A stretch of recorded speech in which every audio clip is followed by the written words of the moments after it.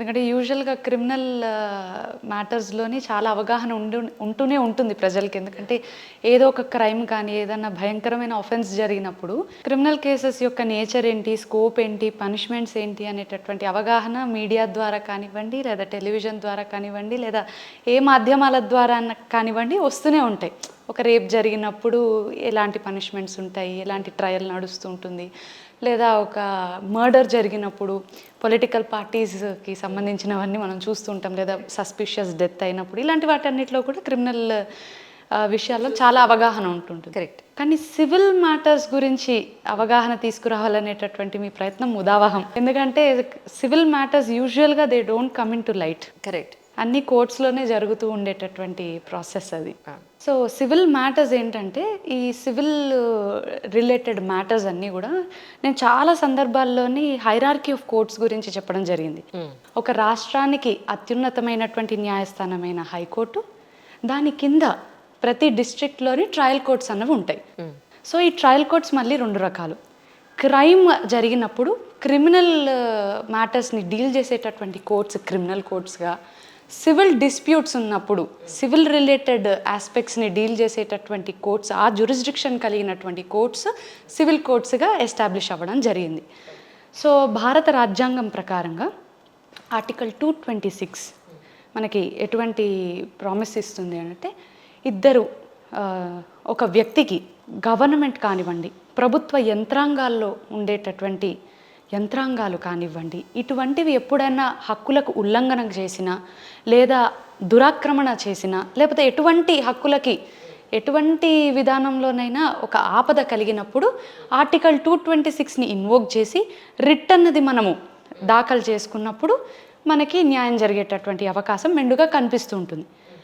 మరి గవర్నమెంట్ యంత్రాంగానికి సంబంధించింది రిట్ జ్యూరిస్డిక్షన్ హైకోర్టు. మరి ఒక ప్రైవేట్ పార్టీస్కి మధ్యన, అంటే మీకు నాకు ఏదో తగాదం వచ్చింది, లేదా మీకు మీ కుటుంబ సభ్యులకి ఏదో తగాదం వచ్చింది, సో మీకు లేదా ఏదైనా కంపెనీకి తగాదం వచ్చింది, అటువంటి సందర్భాల్లోనే అటువంటి గొడవలకి, డిస్ప్యూట్స్కి, లిటిగేషన్స్కి ఒక పరిష్కారాన్ని చూపించేటటువంటిది, న్యాయ పరిష్కారాన్ని చూపించేటటువంటి కోర్ట్స్ సివిల్ కోర్ట్స్. అవి సివిల్ మ్యాటర్స్ అంటారు. సో ఈ సివిల్ మ్యాటర్స్ యూజువల్గా ప్రతి మనిషికి మనం చూసుకుంటే ప్రతి సర్వ ప్రాణుల్లోని అన్ని ప్రాణుల్లో కల్లా ఒక మనిషికి అత్యున్నతమైనటువంటి జన్మ అనేటటువంటి ఒక ఇది ఉంది. ఎందుకంటే ప్రతి జీవి కూడా విచక్షణ జ్ఞానం లేకపోవడమో లేకపోతే ఏదో ఒకటి ఉంటుంది, కానీ ఒక మనిషికి ఆలోచన శక్తి, విచక్షణ జ్ఞానం కలిగి ఉన్న జీవి కాబట్టి ఒక ఉత్తమమైనటువంటి ప్రాణిగా కన్సిడర్ చేస్తుంటారు. సో అనేక ఎమోషన్స్లోని పార్ట్స్ అయినటువంటి ఈ అంశాలైనటువంటి ఆప్యాయత, అనురాగము, ప్రేమ, ఇటువంటి వాటితో పాటు స్వార్థం అనేటటువంటి ఇంకొక ఎమోషన్ కూడా మెండుగా ఉంటుంది మనిషిలో. సో ఎప్పుడైతే ఇంకొకరి హక్కులకి ఉల్లంఘన చేసేటటువంటి స్వార్థపూరితమైనటువంటి కాంక్ష రావడము, లేదా ఒక ఆర్గనైజేషన్ పట్ల, లేదా ఒక వ్యక్తి పట్ల ఏదో ఒక విధంగా స్వార్థపూరితంగా ఏదన్నా తప్పు చేసినప్పుడు అక్కడ గొడవలు అన్నది, డిస్ప్యూట్స్ అన్నవి అరైజ్ అవుతూ ఉంటాయి. కరెక్ట్. సో ఈ డిస్ప్యూట్స్ అన్నీ కూడా మ్యాక్సిమం ఆఫ్ ది టైం ఈ ల్యాండ్ రిలేటెడ్ కానివ్వండి, లేదా ఇంకేదన్నా ఆస్పెక్ట్స్లో కానివ్వండి, సివిల్ నేచర్, సివిల్ స్కోప్లోనే ఉంటూ ఉంటాయి అన్నట్టు. యూజువల్గా ఆస్తి గొడవలు లేదా భూ తగాదాలు ఇవన్నీ కూడా మనకి మెండుగా కనిపించేది అన్నదమ్ముల మధ్యన, అక్క చెల్లెళ్ళ మధ్యన, ఫ్యామిలీలోని తల్లిదండ్రుల మధ్యన, తల్లి పిల్లల మధ్యన. సో ఇలాంటివన్నీ కూడా మనకి కనిపిస్తుంటాయి, భూ వివాదాలు లేదా ఈ ఆస్తివి. ఇవి maximum of the time they arise out of improper documentation. అంటే ఇప్పుడు 100కి 99% డాక్యుమెంటేషన్లో లోపాలు, చట్టబద్ధమైనటువంటి లోపాలు ఉన్నప్పుడే అవి ఒక సివిల్ లిటిగేషన్గా మారి కొన్ని సంవత్సరాలు, కొన్ని తరాలు కూడా అందులో ఫైట్ చేయాల్సిన తిరిగేటటువంటి సందర్భాలు ఆవిర్భవిస్తుంటాయి. ఇప్పుడు ఒక ఉదాహరణకి ఒక ల్యాండ్ ఉందనుకోండి, నా ల్యాండ్, నా ఆస్తి, నేను అంజలి గారికి అమ్మాను ఫర్ సపోజ్, అమ్మాలనుకుంటున్నాను అనుకోండి, అప్పుడు సేల్ డీడ్ అనేటటువంటి డాక్యుమెంట్ ఆవిర్భవిస్తుంది. సో అదే అంజలి గారు వారికి ఉన్నటువంటి ప్రాపర్టీస్ని వారి పిల్లలకి ప్రేమగా ఇవ్వాలనుకున్నారనుకోండి, then it will become a gift deed. Correct. So ఒక gift deed ఆవిర్భవిస్తుంది.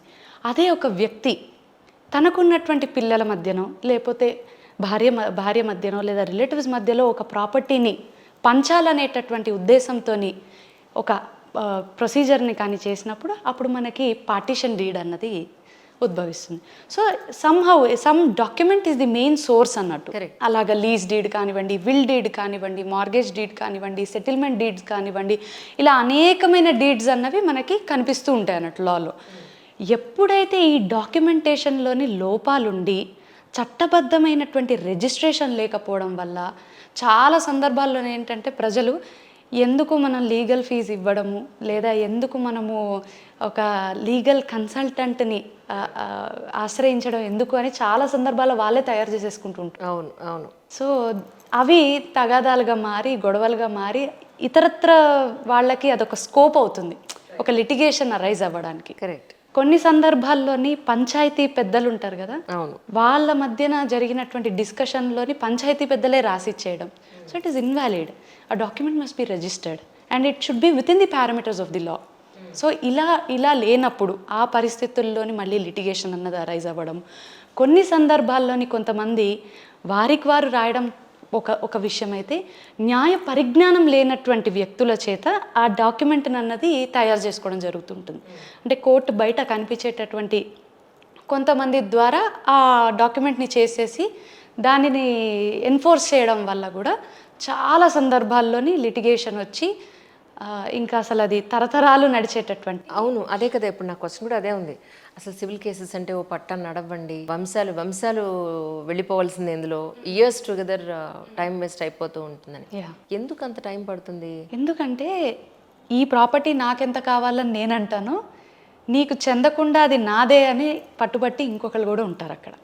So it is about the parties who are not compromising, or it is the ఏమంటారు స్వార్థం of the parties. So nobody is ready to sacrifice కదా. ఇప్పుడు ఒక కబ్జా చేసినటువంటి వ్యక్తి అంత తృణప్రాయంగా ఇచ్చాడు. ఒక కష్టపడి ఎంతో రెక్కల ముక్కలు చేసుకొని ఆ ప్రాపర్టీని సంపాదించుకున్న వ్యక్తి తృణప్రాయంగా వదులుకోవడానికి సిద్ధపడ్డు. So that is the main problem. ఈ పార్టీస్ మధ్యలో ఉండేటటువంటి ఇష్యూస్ ఏముంటాయో అవి they will not let the issue to settle, the matter to settle. ఇక్కడ యాజ్ ఏ జర్నలిస్ట్గా నాది క్వశ్చన్ ఉంది. మరి ఏమనుకోకూడదు మరి మీ అడ్వకేట్? అనుకోను చెప్పండి.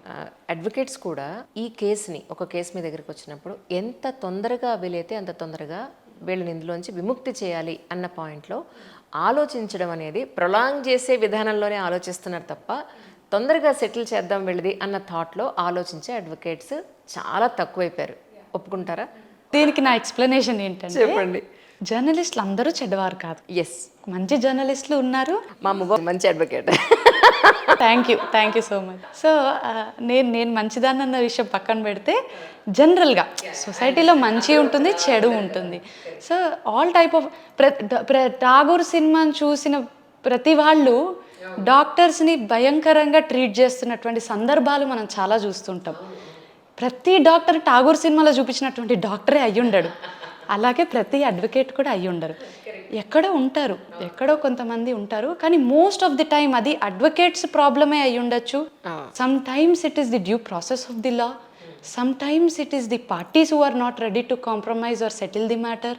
సమ్ టైమ్స్ ఇంకొన్నిసార్లు ఏమవుతాయంటే అవుట్ సైడ్ ది కోర్ట్ దాన్ని సెట్ చేసుకోవడానికి ప్రయత్నిస్తుంటారు. ఆ పీరియడ్లోని కేసెస్ అన్నవి ఆగిపోతుంటాయి. So they want to settle the matter outside the court. ఆగిపోయింది కూడా ఈ అకౌంట్లోనే వేసేయడం, ఇలాంటివి చాలా ఉంటాయి.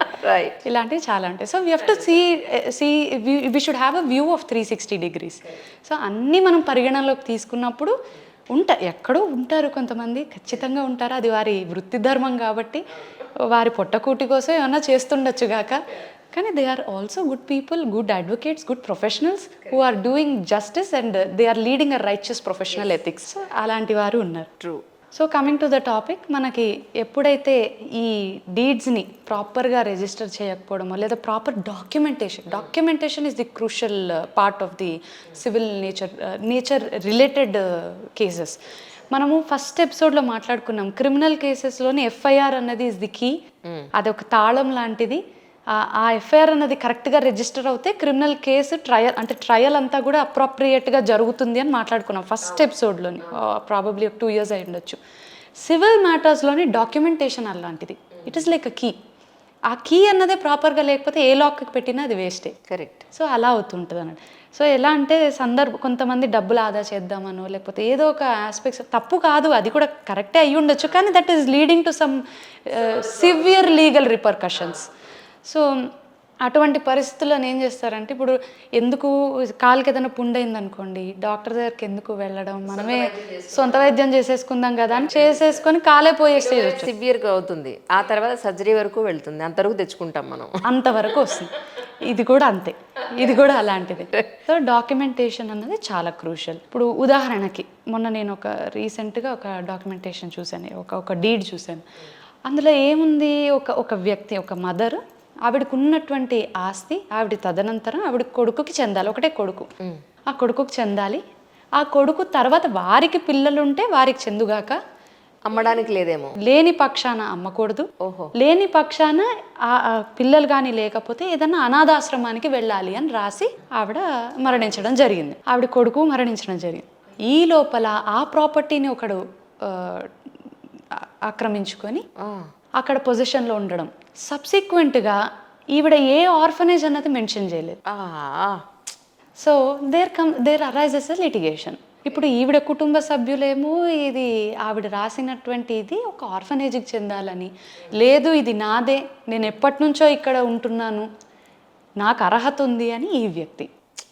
సో అలాంటి అవకాశాలు ఉంటాయి. So when you draft documentation, అది అప్రాప్రియేట్గా with all details in the legal పర్వ్యూలోని, పారామీటర్స్ ఆఫ్ లాలోని ఉండాలి.